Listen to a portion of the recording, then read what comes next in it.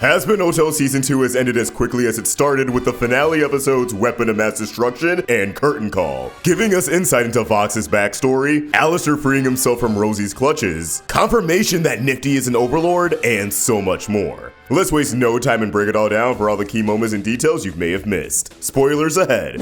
Also, now that Hazbin Season's over, if you need a new cartoon to obsess over, then check out my friend Bree's pilot for the 3 tomes, a new take on the magical girl genre that chronicles the adventures of Tanny and her friends as she navigates high school, vampires, and love triangles. I'll link it in the end card and description, so check it out after the video. Now let's dive in. Picking up from the events of Scream Rain, Vox lures Lucifer to a Voxtech's warehouse near V Tower by impersonating Charlie, an ability of his that was first shown off during the now iconic flashback of Alastor in It's a Deal, as he mimicked the radio demon. Little did we know, this little party trick is actually relevant to the plot. Vox traps Lucifer in a giant glass insulator with cuffs that are made of angelic metal, which apparently prevents Lucifer from breaking out of them. I get that angelic weapons can kill angels and demons alike, but the fact that the metal itself can restrain the king of hell actually blows my mind. I'm just saying, there are people on this planet who can bend steel with their bare hands, but aren't bulletproof or even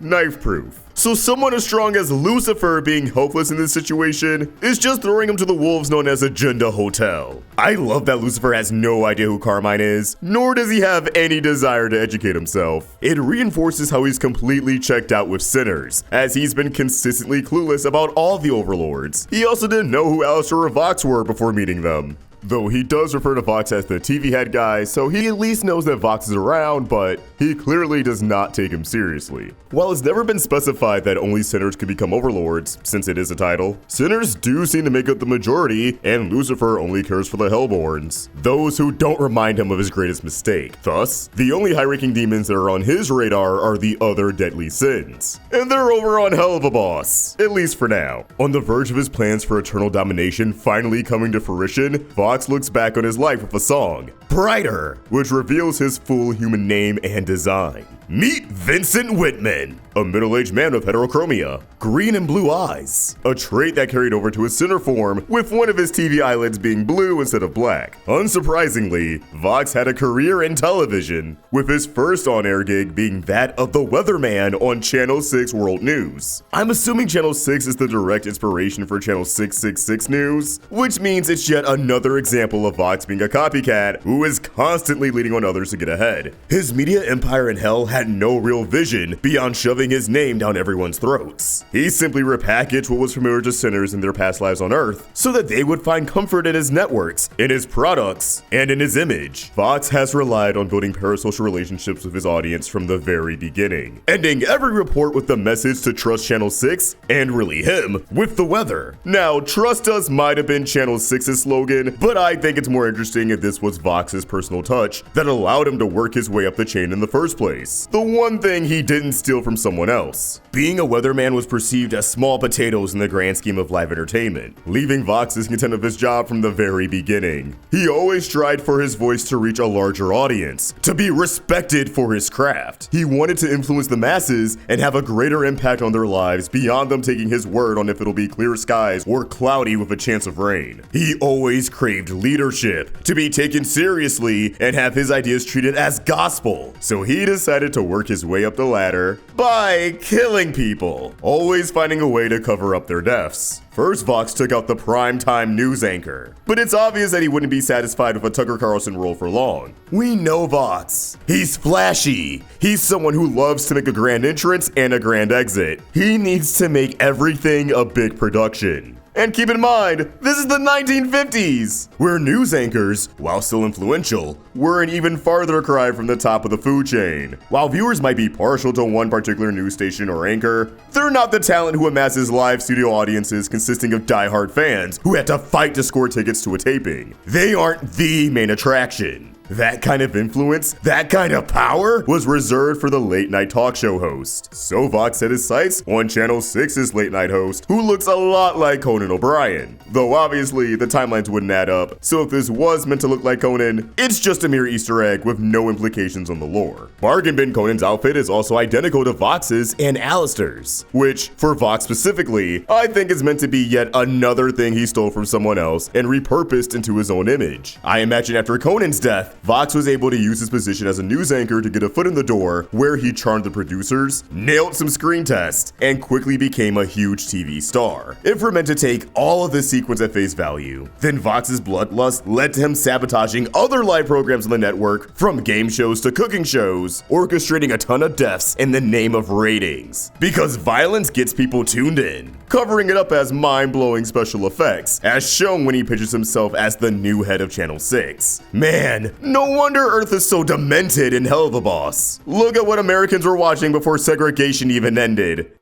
Even late night wasn't enough to satiate Vox, as he wanted to take control of the whole channel, killing the at-the-time network owner, Bob, after he declined Vox's vision. Although Bob did sign the contract to hand the network over to Vincent in his final moments, as he deluded himself into believing that doing this would save his life, as if this psycho was going to leave any witnesses. There's a few details worth highlighting during Vox's presentation. The newspaper dubs Vincent an electric television personality, which is a fun nod towards his electric powers and aesthetic as a sinner. Vince's logo was actually the exact same color scheme as his sinner form. We see more of this color scheme take over as the musical number progresses, and Vox slowly transforms into the demon we know today. Vox has always had an ego, but his heinous crimes being met with continuous adoration and fame amplified that ego into a full-on god complex. Killing never backfired on him. It was only rewarded with a higher quality of life. Shark Week is one of the programming events that's a part of his pitch deck, which has me thinking that Vox probably has a natural affinity for sharks, which reflects how he's a shark in the business sense. Aggressive, competitive, and ruthless. There's a sponsor for cola juice that promises even more cocaine in the recipe, poking fun at Coca-Cola for using cocaine during its first 7 years on the market. He also offers a 24-hour news cycle that'll just make stuff up when there's nothing real to report on, showing how Vox was ahead of the curve when it not only comes to real-life news stations, but modern internet discourse. How many accounts or outlets do you see on social media that are dedicated to covering any and all drama in a specific niche, presenting things out of context or clearly biased to the direction that'll provoke a ton of outrage? They all do it because they know it'll drum up a ton of engagement at the expense of your mental health. Something we saw Vox himself instruct with 666 News after they reported on Charlie in the hotel a bit too positively for his liking. Once Vox reached the peak of fame and entertainment, having a chokehold on millions of viewers across the country, exhibiting cult-like tendencies as he promised to baptize his viewers into a new era of entertainment, America eating out of the palm of his hands, his life was abruptly cut short, with his head getting struck by a TV that proceeded to shock him to death. Hey man, that's karma for killing Bob, with his murder being pinned on an unfortunate strike of lightning. He was a higher up in TV. He was probably a scumbag too. The glare in his monitor also appears to be a scar from his human death. If what we've seen on Earth and Helluva Boss is any indication, then Vox left no legacy behind. People moved on from the man known as Vincent Whitman. All that hatred and carnage amounted to nothing. When you impart no good lessons or worthwhile memories in people, you aren't going to be remembered fondly. So, over time, why would people remember you at all? Unless you did something like really fucked up and humanity has to never forget you so that we don't repeat the same atrocities. Looking at you, Adolf! Although we did see that Earth has a new station called VNN instead of CNN, which could easily stand for Vincent News Network. So at the very least, his family is set for life, if he had one. Actually, knowing Vox, probably not. This plan to conquer heaven is Vox's attempt to cement a legacy and finish what he started on Earth decades ago, reclaiming the spotlight and cementing himself as the supreme leader that'll have everyone worshiping the clouds that he walks on. What could possibly go wrong? A brainwashed Angel Dust goes on TV to denounce the hotel and endorse Vox. And although Charlie and everyone else are obviously wondering what the hell is going on, I like that no one is mad at Angel Dust. They seem to understand that this isn't of his own free will. They probably think Valentino put him up to this, if anything. However, the truth is going to be a lot more complicated for all of them to navigate through. Vox unveils his weapon of mass destruction, the Might of Lilith. He's still coasting up her goodwill to build up his own. I think Vox dragging her name into all of this is actually going to have payoff. Now Luke can point to all of the destruction Vox has wrought in Lilith's name and once again force her to take action, maybe bringing all of this to Sarah's attention in the hopes that meaningful progress will be made in shutting down the hotel. Lilith herself might actually feel compelled to make a move now that someone other than her daughter is causing trouble for angels and demons alike by using her reputation. I know a lot of people are going to write off Lucifer as weak or useless moving forward because he can't smite sinners, but this episode really puts into perspective how big of a deal he is as one of the most powerful entities in the whole Helluverse, even if he can't hurt one subsection of demons. I say all of this because the might of Lilith, which is powered solely by Lucifer, is able to neutralize Heaven's barrier and destroy the Golden Gates, with one of them crash landing in Hell, piercing the extermination clock in the process. Speaking of which, the extermination clock is no longer gold and white, or is it black and blue? And is now riddled with evil eyes, which I think is mainly done to set the mood more than it has any canonical implications. However, if you've seen our recent theory on Rue, I could buy that the Queen of Evil wanted a front seat of Vox's hijinks and manifested in a spot that evokes immense dread from sinners. It's destruction signifying that sinners should fear the angels no more, as they finally have the means to fight back. Moving on, although Abel hasn't done much this season, his importance to Heaven's cast is highlighted in these final episodes of Hazbin's sophomore outing. He's able to see through Emily's naivety and Lute's bloodlust, and bigotry, and general disdain for sinners. He's able to find a middle ground for everyone to work towards. Because yeah, Heaven should be ready to defend themselves. If push comes to shove, violence will be necessary to defend the kingdom from Vox. However, they are supposed to exhibit good virtues. They can't just get the jump on hell guns blazing when mercilessly killing sinners is what got them in this mess in the first place. They shouldn't be eager to fight, especially if they're the ones who were throwing hands first. Once he's actually able to overcome his anxiety and make concrete decisions, Abel may be the best commander that Heaven has ever seen. Although, in an ideal world, the Exorcist army wouldn't exist at all. But who knows? The threats might not be demonkind forever. For now, I'd like to think that he influenced Sarah, deciding to have the troops ready in case Vox actually invades Heaven, but not preemptively pulling the trigger and sending a whole army in,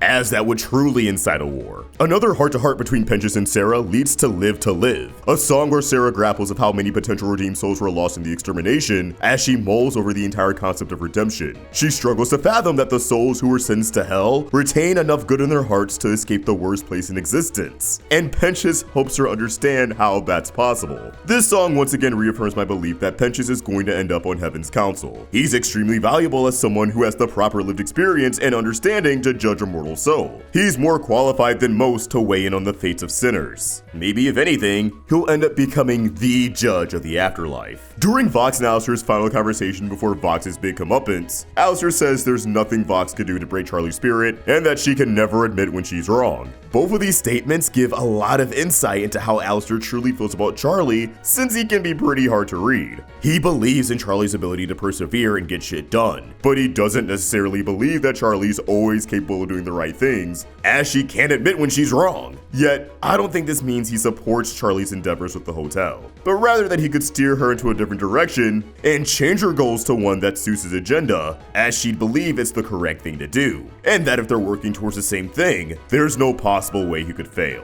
He'd rather have Charlie around as an ally than an enemy that he has to get rid of. Emily's able to portal in and establish a plan that gives Baxter some direct relevance to the season, while also bringing Penchas' own skill set back into play, as they want to broadcast Penchas into hell live from heaven, so that he can prove redemption is real and convince sinners that they shouldn't throw their futures away fighting for Vox. This leads into a big calm before the storm song, When I Think About the Future, showing where everyone's heads are at. You got a bunch of dope reprises sprinkled in, but the biggest takeaway for me is definitely Sarah's portion of the song, where she mentions having visions of the future. While you could dismiss this as paranoia and intrusive thoughts, I think this shows implying that she actually does have some level of clairvoyance, given that she's not only surrounded by events of the past, which reads as if they were prior premonitions, but also glimpses of the future. We see images of the extermination, Adam's death, Lute losing her arm, and Lucifer getting banished from heaven. All things Sarah was privy to, but couldn't prevent. Yet we also have events yet to transpire, such as Lute fighting a dragon, which might be Satan from Helluva Boss, alongside images of Charlie and Emily with distraught looks on their faces, as it appears they're begging for mercy. This could be alluding to future events. If you were tuned into this channel during season 1, then you know that I'm a supporter of fallen angel Emily becoming a thing. So perhaps this is a glimpse of Emily getting banished from heaven in the future, despite her pleas. But I think it's more likely alluding to the very next episode, where the two initiate the Care Bear stare to contain the might of Lilith. Sarah having some sort of future vision would also explain why Penchas's redemption disturbed her so much. She truly didn't see it coming. She believed the exterminations were the way forward because the future, for some reason, never showed her a different path. That's all we have for episode 7 though. Let's shift gears into finale mode. Curtain call opens with Charlie and the gang running through their plan to broadcast her heavenly Zoom call with Penchas to Vox's banquet, while saving Angel Dust and Lucifer in the process. This little notebook doodle style the plan is depicted in harkens back to Imp's various plans in Helluva Boss, which are shown in the exact same style. Vox has completely abandoned his facade to keep the other V's included in the limelight, as the banner at his banquet reads, "I struck heaven" instead of "we," relegating Velvet and Valentino to staying seated at the table instead of giving speeches of their own. It isn't long before Val rage quits and ditches the event to avoid sitting with Charlie. I love how strategic the storyboarders were when it comes to Vox's interactions with Charlie. Vox wasn't fully aware of what Alastor meant when he forbade him from putting his hands on Charlie, yet there's still build up to when he finally touches her shoulders. Initially, Vox only uses the wires to seat Charlie, and then he touches the back of her chair before moving into her personal space without making any physical contact. It's something you can't help but notice once you pick up on it the first time around. I think that's why they show Alastor's face when Charlie first gets pulled away by Vox. He knows Vox is going to screw things up for himself. When Cherry Bomb and Husk find Angel Dust in Valentino's quarters, the dark room once again features the red eyes. As I covered in my video on Rue, while these eyes can be found all over hell, they tend to be prevalent in moments of despair when characters are at their lowest. And we just saw in Scream Rain that these eyes have an interest in Angel Dust in particular, so I don't think it's a coincidence that they stick out like a sore thumb here. Unfortunately, Husk and Cherry run into Valentino and his robotic clown servant, launching us into one of the many awesome action set pieces in this episode. Everybody ends up throwing down. Nifty and Baxter team up to hack into the V-Tower, and I kinda think they're setting up these two to be another ship. I don't know, they both have gremlin energy, they're both entertained by disturbing or grotesque things. Nifty loves bugs, kinda?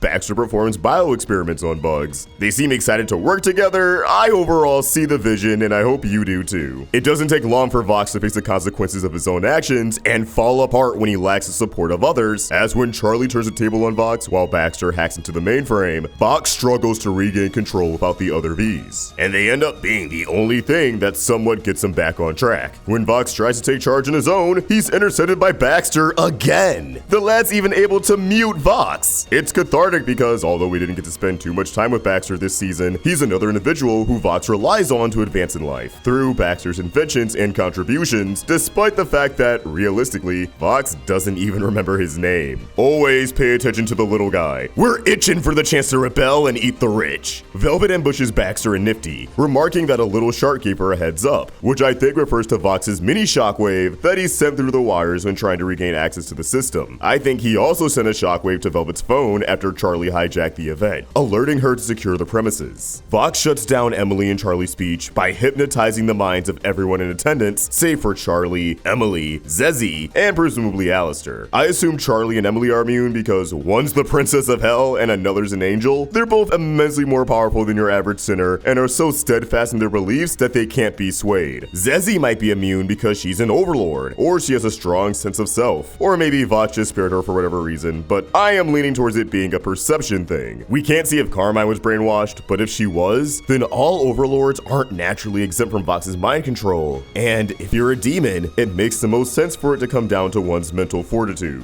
which once again makes me think that Valentino might be resistant to Vox's mind control because of his own willpower and relationship with Vox, though the shades could always be the answer. But this episode introduces bad eyesight into the equation, as Husk reveals that Valentino has poor vision. And I just doubt Alastor was brainwashed because it's Alastor. This is the guy who was able to override Vox's technology before with his own control over radio waves, so I imagine it's not hard for him to do the same here.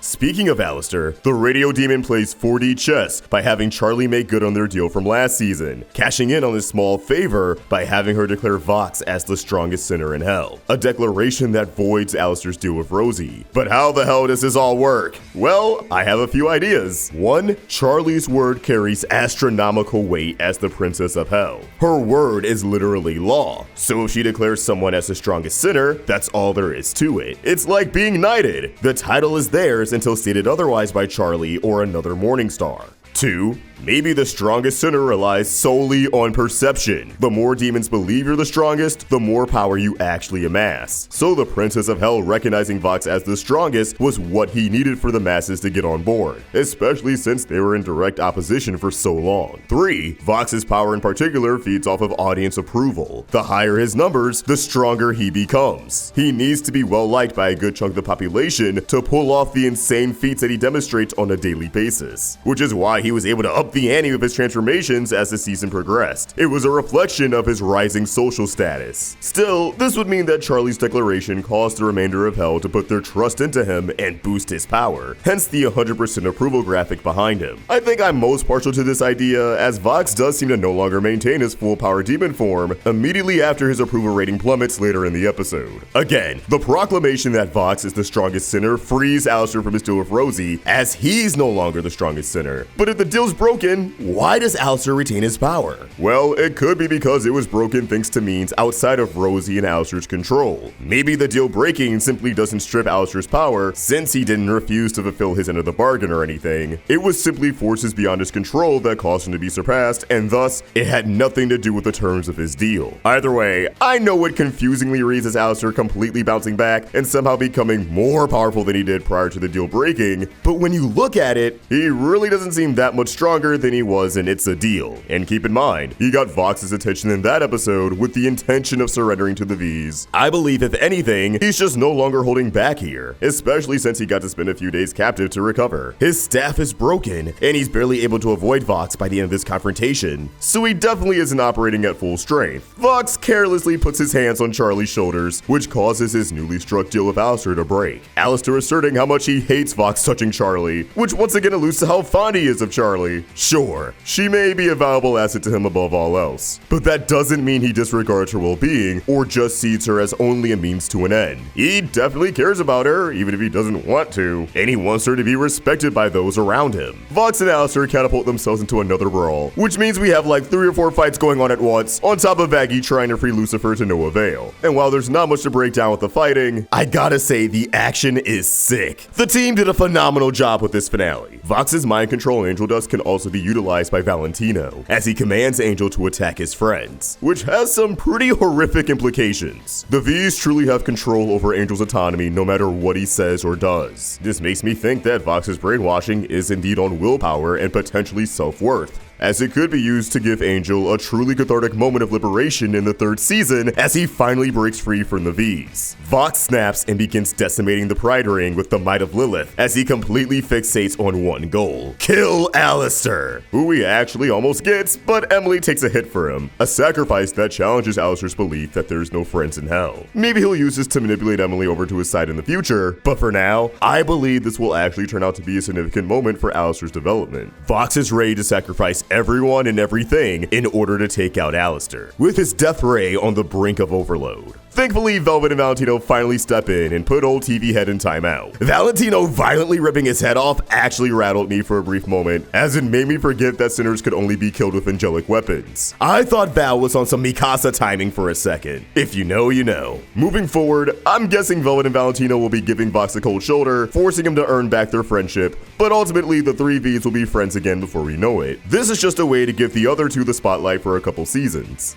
Everyone teams up for Hear My Hope, a song with extreme Disney Renaissance vibes musically and visually, as Charlie, Emily, and the Overlords lend their energy to contain the overloading might of Lilith and stop it from nuking hell. Now, this next detail was implied all the way back in the pilot, but this scene finally provides concrete evidence that Nifty is, or at least was, an Overlord, as she's able to join in on the fun instead of just supporting her friends like Angel, Cherry, and Baxter are. Interesting enough, the aesthetic of her energy is reminiscent of a film role, despite the fact that Nifty always freezes up on camera. It seems as if that habit stems from a traumatic response that's associated with her fall as an Overlord. Lute tries to derail everyone's efforts to stop the machine so that it'll take care of her problems for her, causing Abel to panic as he once again doesn't know what to do. Just like in every episode this season. Yeah! Abel mentions his brother Cain as he apologizes to his late father for not being the braver son. Is this alluding to Cain joining the fray in season 3? Will he behave more like Adam and support Lute's genocidal endeavors? And will he be voiced by Brendan Urie to complement Patrick Stump as Abel? These are the questions. Abel ultimately puts its foot down and tells Lute to fall back, evoking his father's energy in the process, which is good for Abel, I guess. I mean, he finally did something useful, but I'm not gonna cheer on someone for being like Adam, even if Adam was an entertaining character. I can enjoy watching a villain without wanting another character to fall down the same path. Alastor stands on the sidelines and refuses to lend a hand until Rosie agrees to fix his staff, which serves as the basis for another deal. One that doesn't have him as a pawn, as presumably all he has to do is help contain the machine before it explodes. Which means Alastor, without a shadow of a doubt, is finally back on top of the Sinner food chain. It's painfully clear at this moment that Rosie cares about Charlie, the hotel, and hell. She's a cannibal. You'd think she'd love the chance to chow down some dead bodies, even if it isn't the most ethical way to do it. Her concern just reinforces to me that she likely has ties to Lilith and isn't willing to see her daughter perish. Pinches is able to get his message in and somewhat reunite with Cherry Bomb, while the show continues to sell us on Nifty and Baxter as an item. Cuteness all around. But the good vibes don't last for long, as Angel just decides to keep his distance from his friends, as he concludes that he can't trust himself thanks to Vox's brainwashing, especially with the other Vs having their own grip on him.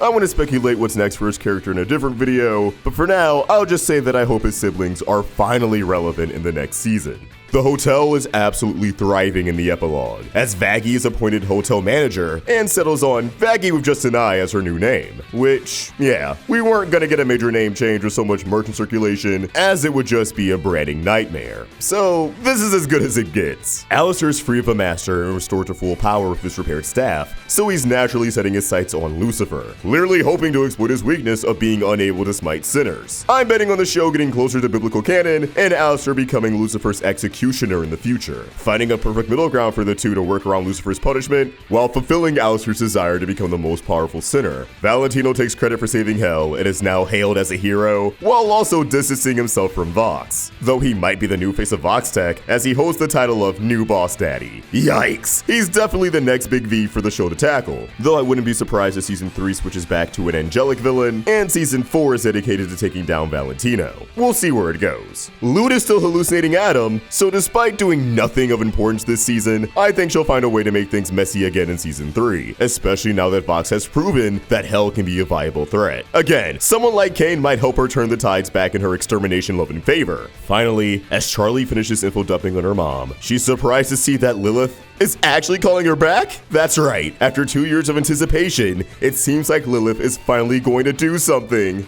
In another year and a half. They didn't even cast her voice in this season. Did you really think they were gonna do something else with her? And with that, season 2 has been brought to a close. As always, I want to hear your thoughts on the finale in the comments down below. How would you feel about Vox's backstory and his fallout with the Vs? What are your theories for season 3? Let us know in the comments down below. And keep the conversation going over on Twitter and Instagram at AllStrikeVox and at Roundtable Vids. Check out the 3 tomes, and if you enjoyed this video, please sure to like and subscribe to the Roundtable with notifications on so you never miss a video. Thank you so much for watching, and I hope you guys have an awesome day. Peace!